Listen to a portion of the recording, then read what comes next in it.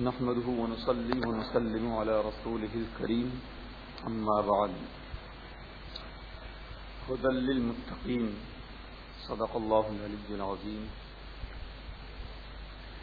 یہ قرآن پرہیزگاروں کے لیے ہدایت ہے.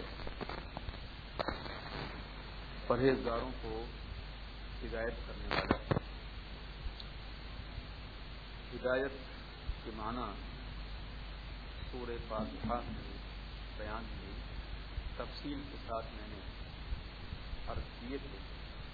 اہدنا الصراط المستقیم میں متقین کے معنی بیان کرنا ہے، اور اس سلسلے میں یہ بات ہے کہ متقی کی جمع ہے جس کے معنی ہے پرہیزگار کے، اور یہ بنا ہے وقیٌ اور وقایۃ سے، اور وقیٌ اور وقایۃ کے معنی ہیں بچنا اور بچانا، اور دوسرے معنی اس کے پردے کے ہیں. تو یہ تو اس کے لغوی معنی ہیں، اور شریعت کی اصطلاح میں متقین ان کو کہا جاتا ہے کہ جو اپنے آپ کو ایسے کاموں سے بچائے، ایسی باتوں سے بچائے کہ جو آخرت میں اس کے لیے خسارے اور نقصان کا باعث ہو، تو اس کو متقی کہا جاتا ہے. تو قرآن کریم پرہیزگاروں کے لیے اور نیکوکاروں کے لیے ہدایت ہے، یعنی ہدایت دینے والا ہے. تو یہ بات کہ قرآن کریم متقین پرہیزگاروں کے لیے ہدایت دینے والا ہے، اس کا مطلب یہ ہے کہ یہ متقین لوگ قرآن کریم سے فائدہ اٹھانے والے ہیں.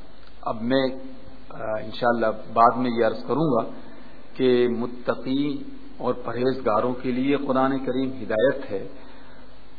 حالانکہ ہونا یہ چاہیے کہ جو پرہیزگار نہیں ہیں تو ہدایت ان کو دی جاتی ہے. پرہیزگار تو پہلے سے ہدایت یافتہ ہوتے ہیں، وہ تو پہلے ہی نیک راستے پر گامزن ہوتے ہیں، تو ان کو ہدایت کرنے کا کیا مطلب ہے، بہرحال یہ بعد میں عرض کروں گا.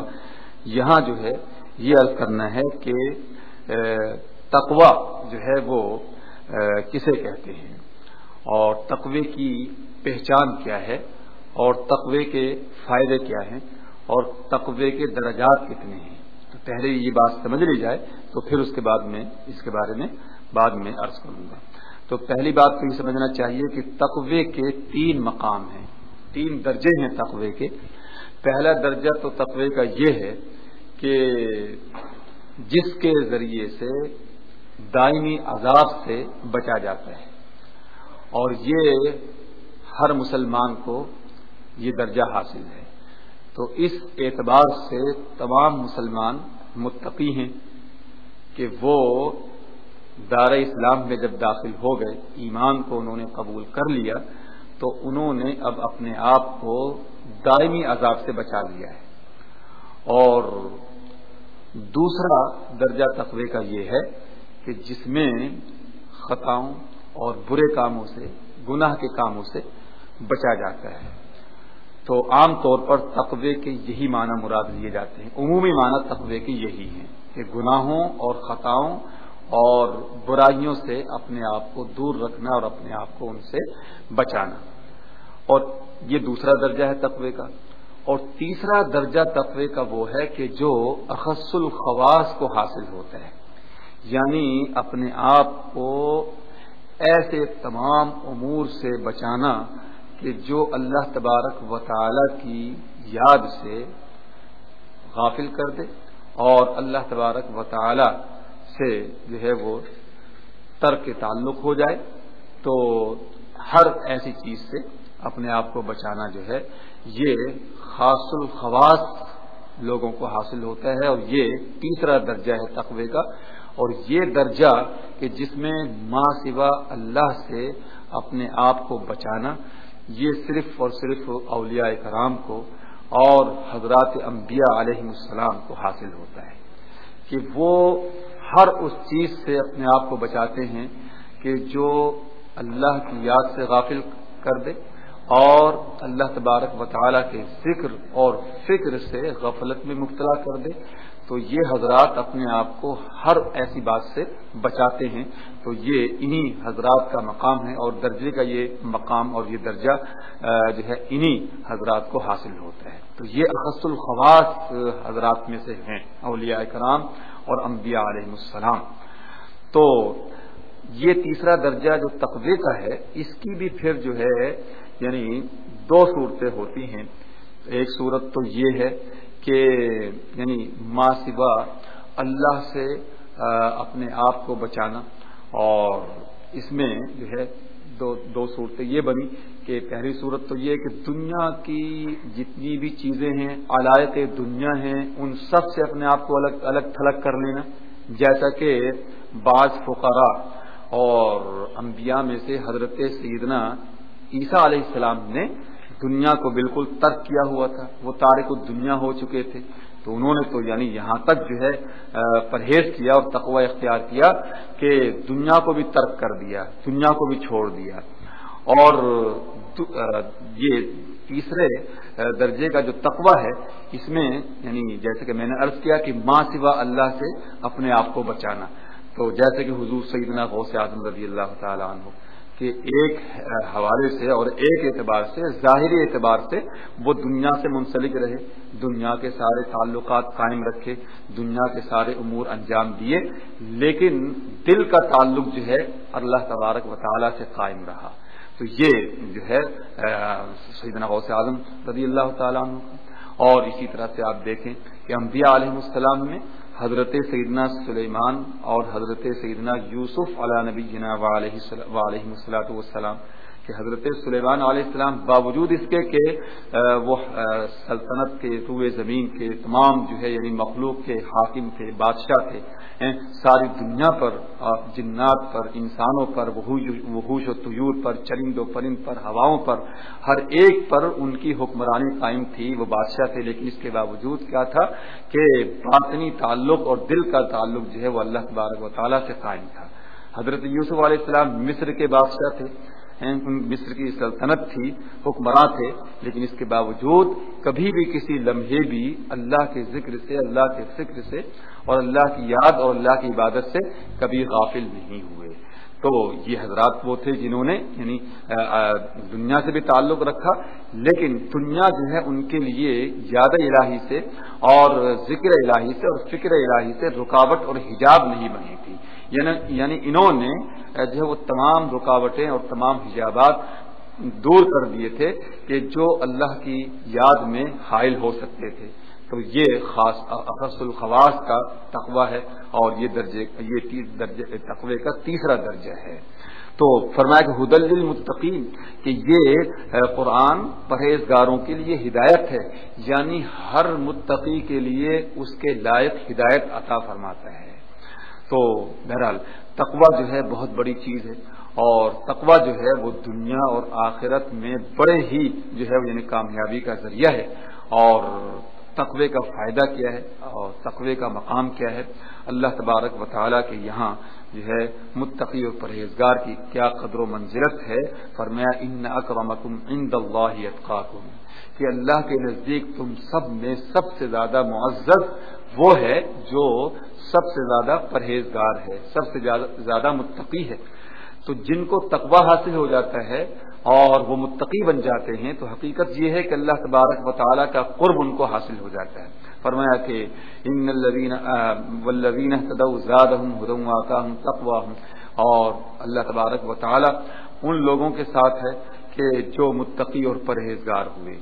اور متقی جب شخص بن جاتا ہے تو اللہ تبارک و تعالی اس کو مصائب اور آلام سے نجات عطا فرما دیتا ہے. ومن یتق اللہ یجعل له مخرجا ویرزقه من حیث لا یحتسب، کہ جو اللہ سے ڈرے گا فرمایا اللہ تعالیٰ اس کو بلاؤں اور مصیبتوں سے چھٹکارا عطا فرمائے گا، اور اس کے لیے رزق کا ایسی جگہ سے انتظام فرما دے گا کہ اس کے وہم و گمان میں بھی نہیں ہوگا، اس کے خواب و خیال میں بھی یہ نہیں ہوگا کہ اس کو یہاں سے معاش اور رزق حاصل ہونے والا ہے.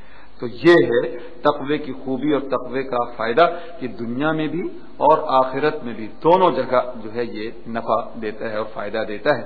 سرکار دو عالم صلی اللہ تعالی علیہ وسلم کی ایک حدیث شریف ہے جس میں آپ نے فرمایا کہ جو یہ چاہے کہ لوگوں کی نظروں میں وہ معزز ہو اور لوگ اس کی عزت کریں تو اسے چاہیے کہ وہ اللہ سے ڈرے اور تقوی اور پرہیزگاری اختیار کرے. تقوی کی پہچان کیا ہے اور تقوی کی کیا کیا علامتیں ہیں؟ تو تفسیر کبیر میں حضرت سیدنا علی رضی اللہ تعالیٰ عنہ کا یہ قول امام فخر الدین رازی رحمۃ اللہ تعالی علیہ نے بیان فرمایا ہے کہ تقوی یہ ہے کہ گناہوں کے کاموں پر قائم نہ رہے اور اپنی عبادت پر غرور نہ کرے، یہ تقوی ہے. اور حضرت سیدنا ابراہیم بن ادہم رحمۃ اللہ تعالی علیہ نے تقوی کی یہ پہچان اور یہ علامت بیان فرمائی ہے کہ تقوی یہ ہے کہ مخلوق جو ہے تیری زبان میں اور فرشتے تیرے کام میں اور اللہ تبارک و تعالی تیرے دل میں کوئی عیب نہ پائے، تو یہ تقوی ہے. سرکار دو عالم صلی اللہ تعالی علیہ وسلم نے تقوی کے بارے میں یہ بیان فرمایا کہ تقوی یہ ہے کہ مشتبہ یعنی وہ چیزیں کہ جن میں شبہ بھی پیدا ہو جائے حلال حرام ہونے کا، تو ایسی چیزوں سے بھی اور ایسے مقام سے بھی اپنے آپ کو بچانا، یعنی مشتبہ چیزوں سے بچنا، یہ تقوی ہے. حضرت امام اعظم ابو حنیفہ رحمۃ اللہ تعالی علیہ اپنے مقروض کے مکان کے قریب کھڑے ہوئے تھے. سخت دھوپ اور سخت جو ہے وہ سخت جو ہے یعنی تیزی تھی دھوپ میں اور انتہائی جو ہے تپش تھی، تو آپ دھوپ میں کھڑے ہوئے تھے. تو لوگوں نے عرض کی حضور یہ دیوار ہے، اس کے سایہ ہے، اس کے سائے میں تشریف لے آئیے تو دھوپ کی تیزی سے اور تمازت سے بچ جائیں گے. تو آپ نے فرمایا کہ میں اس لیے جو ہے اس صاحب مکان کی دیوار کے سائے میں نہیں کھڑا ہو رہا ہوں، کہیں جو ہے یہ سایہ لینا جو ہے سود میں شامل نہ ہو جائے. یہ تھا تقوی کہ یعنی مشتبہ بات تھی یہ، تو اس لیے آپ نہیں کھڑے ہوئے.